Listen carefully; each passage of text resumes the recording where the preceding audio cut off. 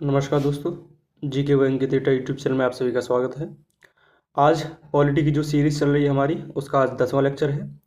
इसमें हम संविधान की जो अनुसूचियां हैं उसके बारे में हम जानेंगे कि जब हमारा संविधान बना तो संविधान में कितनी अनुसूचियां थी, वर्तमान में कितनी अनुसूचियां हैं और प्रत्येक अनुसूची में किस किस का जिक्र किया गया है। ठीक है, पहले हम उस अनुसूची को थोड़ा डिटेल में पढ़ेंगे जिससे कि आप अच्छे से उसको समझ सकें। ठीक है, डीपली।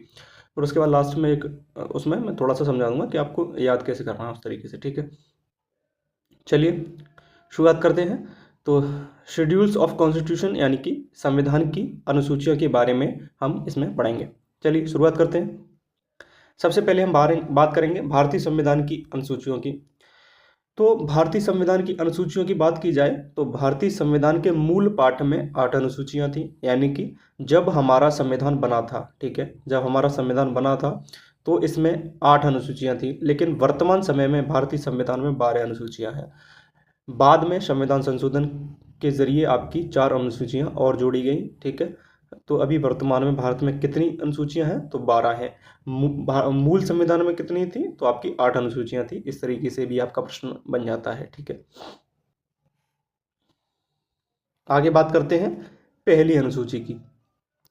पहली अनुसूची की बात करते हैं तो इसमें क्या है? इस अनुसूची में भारत के 28 राज्यों और 8 केंद्र शासित प्रदेशों का उल्लेख है। आपकी पहली अनुसूची में क्या दिया गया है? जो आपके राज्य हैं 28 और जो आपके 8 केंद्र शासित प्रदेश हैं उनका जिक्र किया गया है आपकी पहली अनुसूची में। ठीक है, आगे बढ़ते हैं दूसरी अनुसूची की ओर।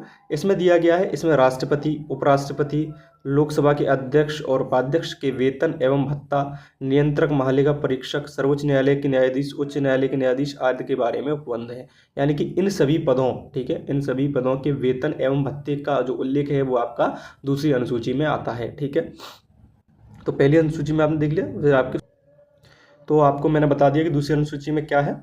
तो आपके जितने भी वेतन और भत्ते होते हैं इन सभी अधिकारियों, यानी जो इन ये सभी पद दिए गए इनसे संबंधित जो भत्ते हैं वो आपकी दूसरी अनुसूची में वेतन और भत्तों का जिक्र है।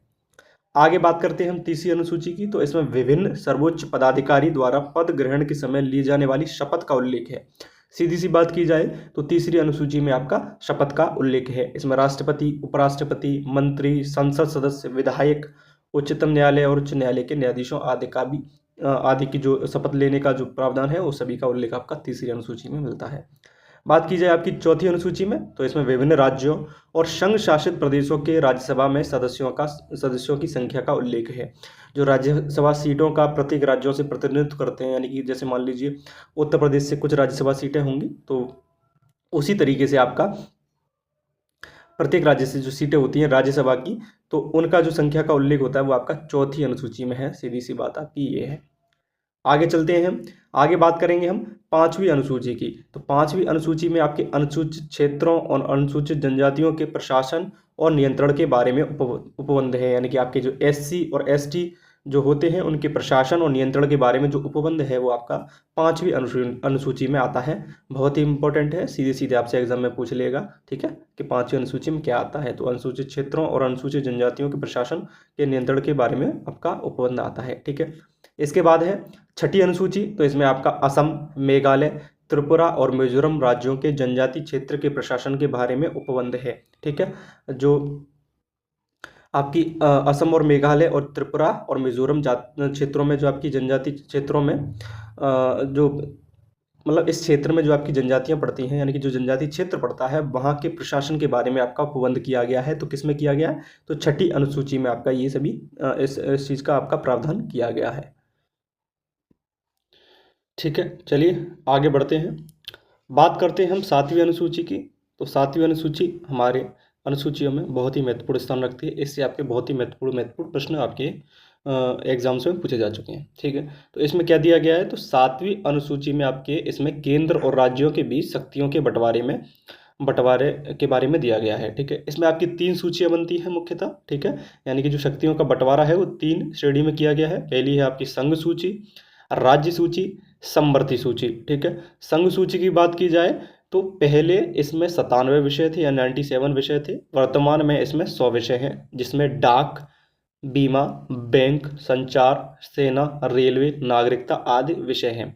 बात की जाए इस सूची पर जो आपके कानून बनाने का जो अधिकार है वो आपके पास, वो केंद्र के पास है, यानी कि संघ के पास है। सीधे सीधे आप नाम से ही पहचान सकते हैं कि संघ सूची के जो विषय हैं उन पर अधिकार कौन बना सकता है, तो आपका संघ या केंद्र बना सकता है। बात की जाए इसके अलावा राज्य सूची की, तो पहले इसमें 66 विषय थे, यानी कि 66 विषय थे। वर्तमान में इसमें 61 विषय हैं। जैसे पुलिस, जेल, सिंचाई, पशुपालन, शराब आदि, ये सभी आपके ऐसे विषय हैं जिन पर आपका राज्य कानून बनाता है। ठीक है, तो आपसे प्रश्न कैसे पूछेगा, आपसे कभी कभी ऐसे पूछ लेता है कि डाक निम्न में से किस सूची के अंतर्गत आता है। तो आपको डाक किस सूची के अंतर्गत बताना है, तो संघ सूची के अंतर्गत आता है। यानी कि इस पर कानून कौन बनाएगा, इस तरह के जो विषय होते हैं, यानी कि इससे संबंधित जितने भी कानून बनते हैं वो आपका संघ बनाएगा, जैसे डाक, बीमा, ठीक है। और राज्य के क्या है, जो पुलिस, जेल, सिंचाई, पशुपालन, शराब आदि इत्यादि, इन सभी विषयों पर आपका राज्य कानून बनाएगा। यानी कि इनको अधिकार दे दिया जाता है कि आप इन विषयों पर आप कानून बना सकते हैं। उन्हीं की ये संख्या दी गई है, पहले इतने थे, वर्तमान में इतने हैं। तीसरा है आपका समवर्ती सूची। पहले इसमें 47 विषय थे, वर्तमान में इसमें 52 विषय हैं।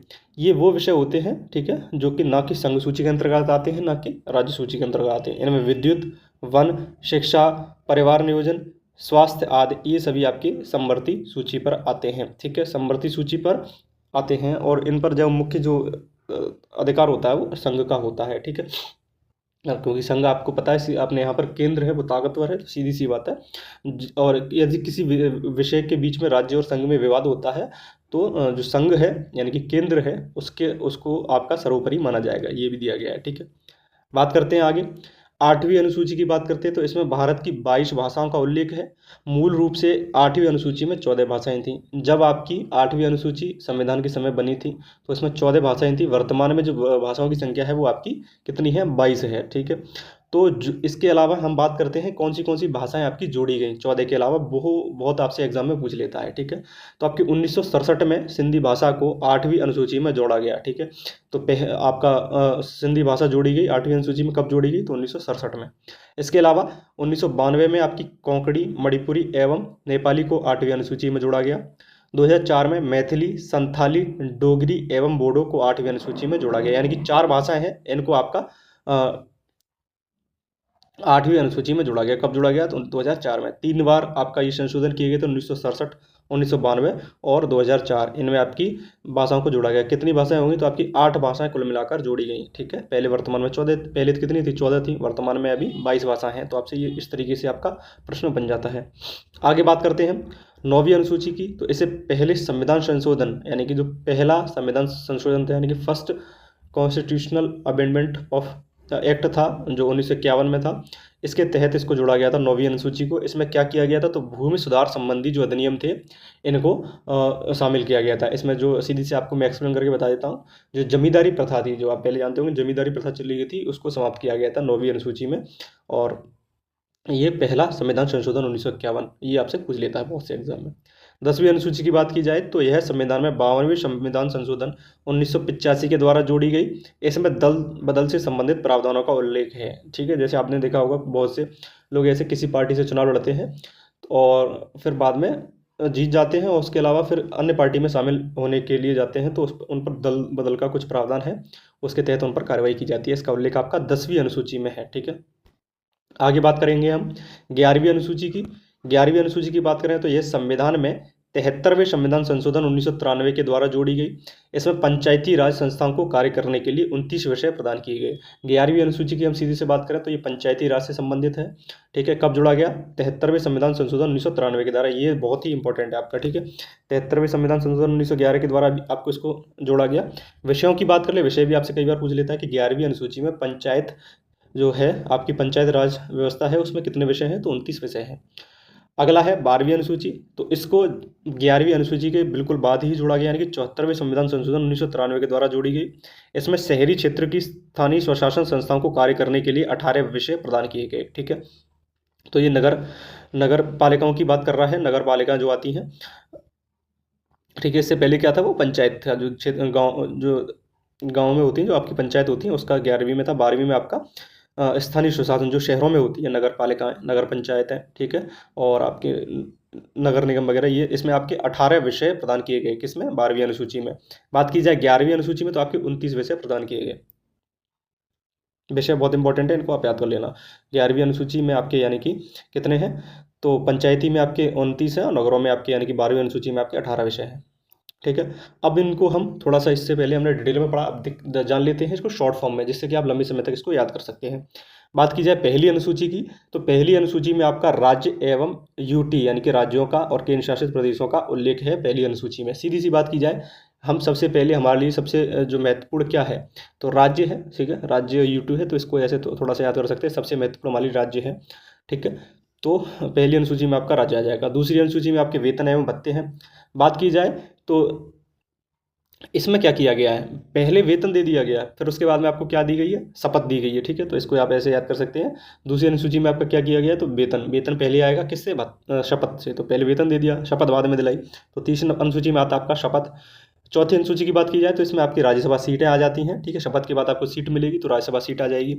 इसके अलावा पाँचवीं अनुसूची में आपकी अनुसूचित क्षेत्रों एवं अनुसूचित जनजाति प्रशासन आ जाता है। ठीक है, इसको पाँचवीं और छठी को बहुत अच्छे से याद करना है और बहुत ही इंपॉर्टेंट है। ठीक है, अनुसूचित क्षेत्रों और अनुसूचित जनजातियों, ये किस में आता है आपका, पाँचवीं अनुसूची में। छठवीं अनुसूची की बात की जाए तो AMTM से याद कर सकते हैं, असम, मेघालय, त्रिपुरा, मिजोरम के जो जनजातियों के प्रशासन का जो प्रावधान है वो आपका छठवीं अनुसूची में आता है। छठवीं अनुसूची में आपका 4 राज्यों का आपका उल्लेख किया गया है। जो अब मैं आपको समझा रहा हूँ, थोड़ा सा आप ध्यान रखेंगे तो समझ जाएंगे। छठवीं अनुसूची में आपका 4 राज्यों का आपका जिक्र किया गया है, असम, मेघालय, त्रिपुरा, मिजोरम, AMTM का। ठीक है, इसके अलावा सातवीं अनुसूची में आपका शक्तियों का बंटवारा है। सा से सात होता है और सा से ही आपकी शक्ति शुरू होती है, तो ऐसे याद कर सकते हैं, शक्तियों का बंटवारा। आठवीं अनुसूची में आपका क्या आता है, भाषाएं आती हैं। ठीक है, आठवीं अनुसूची में आपकी भाषाएं आती हैं, बहुत ही महत्वपूर्ण है। नौवीं में आपकी भूमि सुधार आते हैं। ठीक है, इसको आपके पहले संविधान संशोधन 1951 के द्वारा जोड़ा गया था, बहुत ही महत्वपूर्ण है। 10वीं में दा से दल, दा से 10वीं, तो आपका दल बदल आ जाएगा। 11 में नगर पंचायत, सॉरी 11 में आपका पंचायत और 12 में आपका नगर पालिका आ जाता है, सीधी सी बात है। ठीक है, एक बार दोबारा देखते हैं। पहली में राज्य व यूटी का उल्लेख, दूसरी में आपको पहले वेतन दे दिया गया, तीसरी में फिर आपको शपथ दी गई, चौथी में आपको फिर राज्यसभा की सीट मिलेगी, पाँचवीं में आपको अनुसूचित क्षेत्रों व अनुसूचित जनजातियों का प्रशासन, छठवीं में आपके 4 राज्यों असम, मेघालय, त्रिपुरा, मिजोरम का जिक्र किया गया, सातवें में आपका 7 से 7, 7 से शक्तियों का बंटवारा, आठवीं में आपकी भाषाओं का जिक्र है। ठीक है, आठवीं में क्या है, आपकी भाषाओं का जिक्र है। ठीक है, नौवीं में आपका भूमि सुधार है, 10वीं में आपका द से दल बदल हो जाएगा, 11वीं में पंचायत, पहले पंचायत आएगी। ठीक है, पहले पंचायत बुलाई जाएगी। ठीक है, पंचायत कहाँ पर होती है, गाँव में होती है, तो पहले पंचायत आएगी। 12वीं में क्या हो जाएगा, आपका नगर पालिका आ जाएगा। इस तरीके से आप थोड़ा सा इसको याद कर सकते हैं। आगे हम बात करेंगे, पहले प्रश्न की ओर बढ़ते हैं, इससे संबंधित, यानी कि जो भारत की अनुसूचियां हैं, भारतीय संविधान में जो अनुसूची दी गई है, मूल संविधान में 8 थी, वर्तमान में 12 हैं, तो उनसे संबंधित महत्वपूर्ण प्रश्नों की ओर बढ़ते हैं। संविधान की 9वीं अनुसूची में निम्नलिखित में से किस विकल्प से संबंधित है, जो आपकी 9वीं अनुसूची में क्या विषय दिया गया है, यानी कि किस चीज़ से वो संबंधित है 9वीं अनुसूची, तो मैंने आपको बताया था भूमि सुधार। ठीक है, किससे है, भूमि सुधार से संबंधित है आपकी 9वीं अनुसूची। भारतीय संविधान की 8वीं अनुसूची में कितनी भाषाएं हैं, तो भारतीय संविधान की आपकी 8वीं अनुसूची में 22 भाषाएं हैं। शुरुआत में इसकी जब संविधान बना था तो उसमें कितनी भाषाएं थी, 14 थी। आपकी 8 भाषाएं और जोड़ी गई। ठीक है, भारतीय संविधान में, तो ये कौन सी अनुसूची में आता है, तो 8वीं में आता है। 9वीं में आपका क्या आता है, तो 9वीं में आपका भूमि सुधार आता है, 10वीं में दल बदल आता है, 11वीं में आपका पंचायत आता है, 12वीं में आपका नगर पालिका आता है। सीधी सी बात है, याद हो जाएगा। अगर आप इसकी वीडियो को भी थोड़ा ध्यान से देख लें, आराम से याद हो जाएगा। भारतीय संविधान की 7वीं अनुसूची किससे संबंधित है, सा से आपका क्या हो जाएगा, 7वीं, सा से शक्तियों का बंटवारा, तो संघ सूची, राज्य सूची और समवर्ती सूची। ठीक है, ये शक्तियों का बंटवारा हो जाएगा। ठीक है, राज्यसभा की सीटों का बात करें तो ये आपका चौथे अनुसूची में आता है। भाषाएं आपकी 8वीं अनुसूची में आती हैं। ठीक है, अगला प्रश्न है, किस अनुसूची में राज्यों के राज्यपाल और राष्ट्रपति के वेतन और भत्तों आदि से संबंधित प्रावधान दिए गए हैं।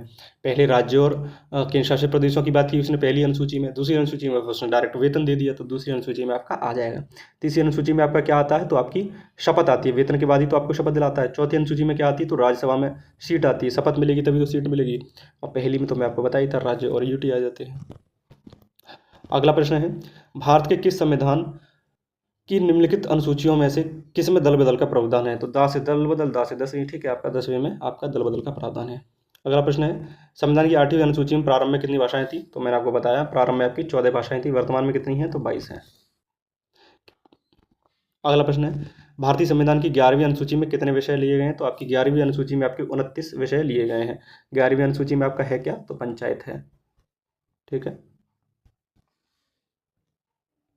चलिए, यहाँ पर हमारी जो भारत की अनुसूची संविधान में जो दी गई हैं 12 अनुसूचियाँ, उनके बारे में जो हमने पढ़ा, उससे संबंधित थोड़े से महत्वपूर्ण प्रश्न थे। ये जो आपके प्रश्न मैंने पीछे कराए, ये सभी एग्जाम्स में पूछे जा चुके हैं, यानी कि प्रीवियस ईयर है, तो आप इनको अच्छे से कर लेंगे। ठीक है, चलिए एक बार और रिवाइज कर लेते हैं आपके लिए। जाते जाते आप कहेंगे, बताइए पहली में क्या था? तो पहली में आपका था राज्य और यूटी। दूसरी में क्या था? तो दूसरी में था आपका, दूसरी में आपको पहले वेतन दे दिया जाता है। ठीक है, तीसरी में क्या है? फिर आपको शपथ दी जाती है। चौथे में क्या है? फिर राज्यसभा की सीट मिलेगी। पाँचवें में क्या है? तो जो जनजातीय क्षेत्र है, ठीक है, जनजातीय क्षेत्र और जनजातियों के जो प्रशासन का प्रावधान है वो आपका 5वें में है। छठवें में आपके 4 राज्य आते हैं, AMTM, असम, मेघालय, त्रिपुरा, मिजोरम। 7वें में शक्तियों का बंटवारा हो जाता है। 8वें में आपका भाषाएं आ जाती हैं। 9वें में आपका भूमि सुधार। 10वें में दल बदल। 11वें में आपका नगर, 11वें में आपका पंचायत आता है, सॉरी माफ़ कीजिएगा। 12वें में आपका नगर पालिकाएं आ जाती हैं। ठीक है, तो ये आपकी 12 अनुसूचियाँ हो गई। ठीक है, आपको अगर क्लास अच्छी लगी हो तो चैनल को सब्सक्राइब कीजिए, जीके वेंकी डेटा, और इसी तरीके से अपना प्यार बनाए रखिए। मिलते हैं अपनी अगली क्लास में, तब तक के लिए धन्यवाद।